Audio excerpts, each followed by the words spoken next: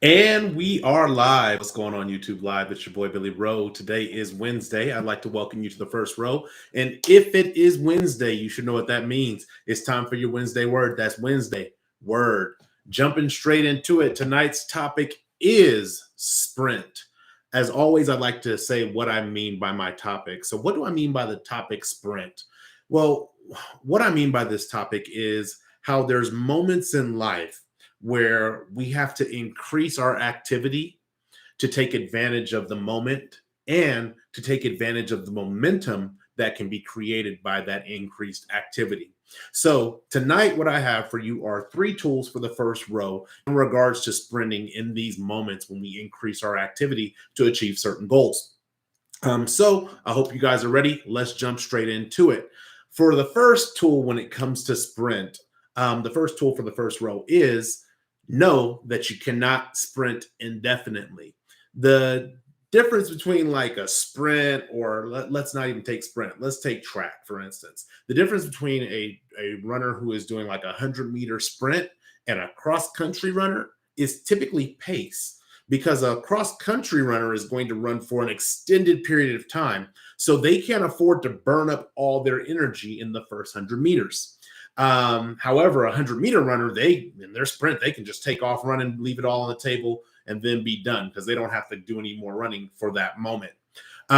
So the thing that's important, or the reason why it's important to know that you can't sprint indefinitely when it comes to the sprint mentality, is because at some point, if you have to go further than you have energy to go, you don't want to burn up all your fuel in the first 100 meters. So the advantage of knowing that you can't sprint indefinitely is you're now able to align yourself or align your objective with why you are sprinting.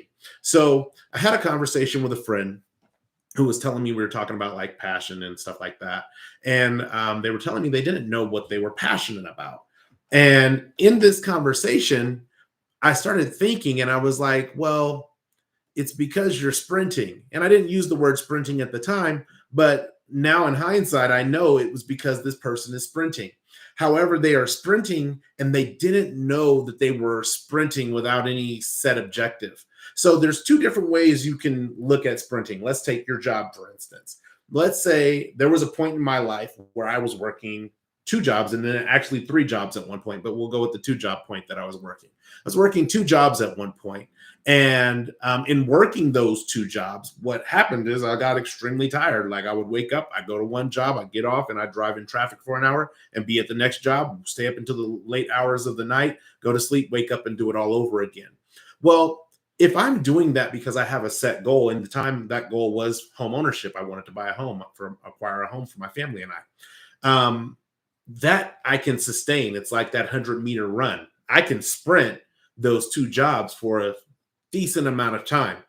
Um, but the problem with that sprint is that works if I'm doing that to obtain the goal of home ownership. What doesn't work is if I'm sprinting these two jobs in order to maintain a lifestyle. See, that's now cross country running. If I'm going to maintain the lifestyle, if I need to work two jobs in order to afford a home, now I'm putting myself in a situation where I'm not going to be able to sprint indefinitely. Now, people might say, "Oh, I can do that. I can get it done." But the problem is that at some point in time, our body wears out, our mind wears out, our health wears out, and we have to take energy that we're allocating to the sprint and focus it in other places. So the first tool being that you have to know that you can't sprint indefinitely is really about figuring out what your objective is for the sprint. Um, and we're going to come back to this, so please make sure you take note. Figure out what your objective is for the sprint. So if your objective is, like I said, something that is a goal, whether it's a financial goal, a physical goal, whatever it may be, whatever that goal may be, and all you have to do is sprint to it, and it's not like 12 years down the line, then great. You might be able to increase that sprint, or hear me out, you might be able to just sprint for a short period of time, recoup some energy, and sprint again. Sometimes your sprint won't take you to the end of the finish line, and that's okay, as long as you're strategically placing your sprints to build that momentum. But If your sprint is something that you're going to think you can do for like to maintain a lifestyle or maintain something, if you have to sprint to maintain something, if you constantly have to be hustling and grinding to maintain something, at some point you're going to burn out and you're going to stress yourself out. And those stressors will begin to manifest in other areas of your life. And trust me, your body has a way of saying, hey, look, I'm tired of sprinting. I'm going to take a break, whether you want to or not. So that's tool number one, is knowing that you can't sprint indefinitely. So if you're going to go into a sprint, go in with a clear, concise objective and goal that you want to achieve, whether that's building momentum, getting to the finish line, or getting to the next checkpoint in your journey. Tool number two. Tool number two aligns with tool number one, and it's about focusing on getting ahead when you sprint. The reason I say focus on getting ahead is because sometimes what happens, and we'll continue to use this race analogy, is we may fall behind in a race. And so we now have to run harder and faster to catch up, and even harder and faster to surpass. Don't utilize the sprint mentality as a means of giving yourself permission to fall behind. Utilize it as a means to say, hey, how can I get in front of some things here? How can I make sure that I have my ducks in a row so when it's time to take off, I'm ready to go? Use it and focus on your sprint. Focus on your sprint to utilize it in order to get ahead. The other aspect of that is when you're focused on the sprint to get ahead, what happens is you're able to, again, build that momentum that will help carry you through those lulls when maybe you're tired, maybe when you don't feel like it. We all know the story of the tortoise and the hare. So, or if you don't, the tortoise being racing the hare, tortoises are slow, hares are fast. The hare takes off running in the sprint, but then gets complacent in his lead or in their lead. And in that complacency, takes a nap, allows the tortoise to pass him up and win the race. Slow and steady, they say, wins the race. However, if the hare had an objective or was focused on getting ahead and then maintaining that lead, sprint and steady wins that race. But it's because we become complacent sometimes. When we sprint, we get ahead. Oh, great. I can, kick my feet up. I don't have to do anything for the next 3 weeks. Now I'm good. And then what happens is when you get to that third week and it's at the end of the third week, all these things that you could have been doing to kind of stay ahead now are ahead of you. And you have to come out of that third week, instead of being relaxed, rejuvenated, and recharged, you have to come out of that third week in a full-on sprint, trying to catch up to get back ahead of the curve. So that's tool number two, is focus on getting ahead with that sprint mentality. Don't wait until you fall behind. And then the third and the final tool, when it comes to the sprint mentality is, and this goes back to tool number one, run through the goal. Man, I cannot tell you how many video clips I have seen with runners who have thought, man, I'm so far ahead and I took off so fast and nobody can catch me. And they ease up as they approach the finish line. And here comes somebody who is determined to run through the goal, who passes them at the last second in the race. Run through the goal. Do not begin to ramp down until you run through the goal. Don't ramp down before you get to the goal. And again, the goal doesn't have to be the end goal or the end destination. But again, this is why we go in clearly into sprint mentalities with understanding what our objective is. So if the goal is to run for 1 week, really hard on marketing or really hard on whatever it may be, really hard on learning a new technology for work or whatever it may be, if that's the goal, run all the way through that goal. Don't be like, oh, well, it's Friday now, and I've done really good Monday, Tuesday, Wednesday, Thursday. I'm just going to kind of ease off of it a little bit. No, run that bad boy all the way through Friday. And then on Saturday, what you do is you then begin to ramp down, not on Friday. And there's a couple of reasons for this. Think about if you're running and you just abruptly stop. Typically, when somebody abruptly stops running, something happened, like they either got injured or they tripped or something happened. And it's never like this, oh, they just stop. It's like stop, stumble, trip, fall, might injure yourself, might not. All kinds of things end up happening when you abruptly stop. So ramping down is important, but when you ramp down is important. So again, I want to make sure that I really drive this home. Run through your goal. Don't run to your goal. Run through it. And what will happen actually also by running through your goal, you'll actually gain a couple extra benefits or a couple extra steps, just like running through a finish line. There's a couple extra steps that runners take because they're now ramping down. And that means that there's a couple extra things that you're going to get out of sprinting with this sprint mentality for whatever your objective is. There's a couple extra bonus steps that you're going to get down or get into because of the fact that you ramped down after you ran through the goal, not before you got to the finish line. And so those are the three tools that I have for you tonight when it comes to this sprint mentality. The first tool, again, being know that you cannot sprint indefinitely. Understand why you're sprinting so you know when you're going to stop. That's important. Tool number two is focus on getting ahead. Don't allow yourself to fall behind. Don't go into a sprint mentality because you're in a position where you're now playing catch up. Try to get ahead of things so that way you're always out front and you're never having to worry about, oh man, I only got 2 days left to take care of something that I had 30 days to take care of. Get out in front of it and make sure that you focus on getting and staying ahead. Again, just like the tortoise and the hare could have won that race if he sprinted and then kept consistent action. And then tool number three is run through the goal. Again, it's about deliberate action. If we're going to sprint, if we're going to burn a massive amount of fuel, energy, mental capacity, or whatever it may be, make sure that you're going to run through the goal and not start ramping down and maybe even miss the mark. Sometimes people ramp down a little too early, then their goal's still here and they end here. It's like, oh wait, now I got to ramp back up really quick to get there. No, just run through the goal and take the momentum that comes with running through the goal and get a couple extra bonus benefits from it. So those are the three tools that I have for you tonight. As always, with the Wednesday Word, I like to share a personal story about what got me thinking about this particular topic. And what got me thinking about this particular topic, can't wait to share this story with you guys, is that for the last 4 years, I would say, I've had a concept for a book in my head, just kind of jogging towards it. Just, I have a concept for a book, and I would every once in a while write out the ideas and sketch them out. Mind map them is how I usually write things. I'd mind map all these ideas, and I was just kind of jogging towards this book. And then I had a friend this year challenge me and say, you could probably write that book before the end of this year. And so we had a conversation, and man, it just lit a fire.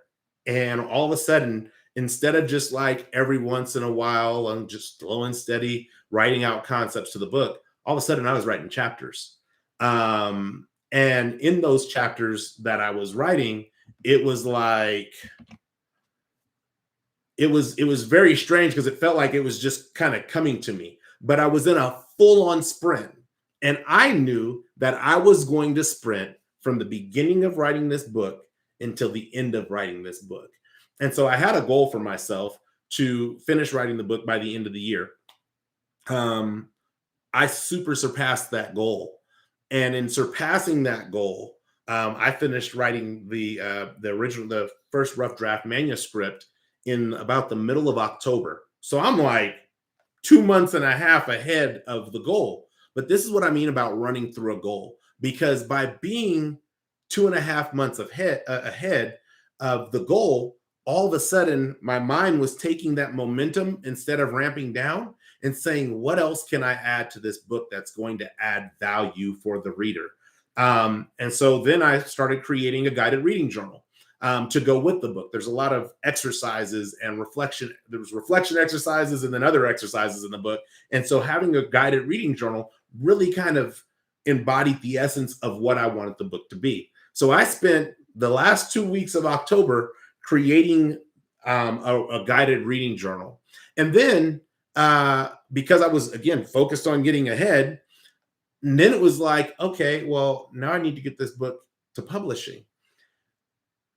But I didn't plan on getting it to publishing until the beginning of the year or to the end of this year. And I just said, you know what? While I'm ahead, let's just stay consistent.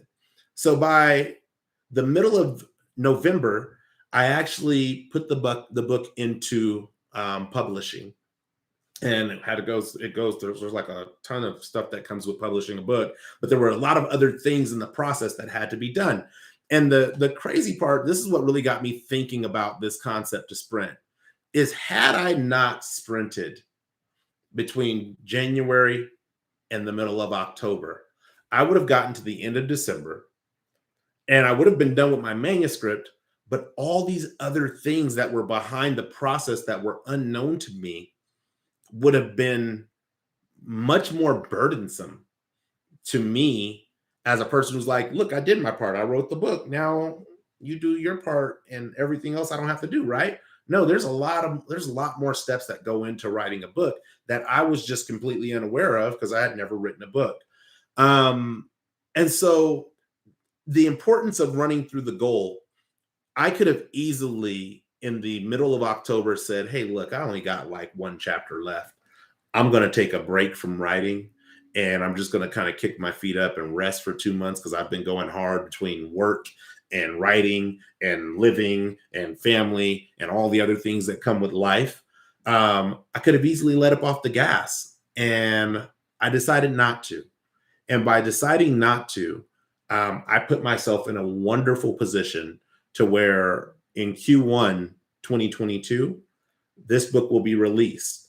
The title of the book is Fire Your Job, Hire Your Passion, a concept that I've thought of for over the past 4 years. And I just was slowly and steadily jogging to writing it out. And oh, I'll write a book one day. But when the objective became serious, when the objective became real and tangible to me, and I decided to sprint, I was able to take all that information that I had just kind of been stockpiling and maybe holding in a couple of personal conversations, but I was able to take that information and pour it into this book with pretty much everything that I had. And so, really, tonight's topic is about understanding the things that you want out of life and being willing to drive yourself to them, like to expedite yourself to them. I don't mean rushing the process, because please understand this was not a rushed process for me. The book really flowed very natural once I decided to sprint. And it's interesting once you decide to like interact with something, it doesn't matter really what it is, but once you decide to intentionally interact with something on a regular basis, it just becomes easier and easier and easier to interact with. So that's what I really wanted to share with you guys today about where this sprint mentality came from. That this sprint mentality has been all of my 2021. And as I get ready to go into 2022, I look forward to seeing the results that were fast forwarded because of that willingness because of my willingness to sprint. With that, I will be putting stuff up going forward about the book, not necessarily all the content, but as soon as the website is complete and as soon as the final draft of the cover of the book is complete, I will have that book up for pre-sales. And then we will go from there. But I'm really looking forward to you guys being able to engage with first row content on another level that you can actually personalize and bring into your life and start your own or start exploring more your own personal journey and not necessarily the things that I'm sharing from my personal vantage point. So with that, as always, thank you guys for tuning in. If you like this video, share it. If you share it, like it. I'm always happy to engage with you guys in the chats or in the comments. What's going on, Cousin Brian?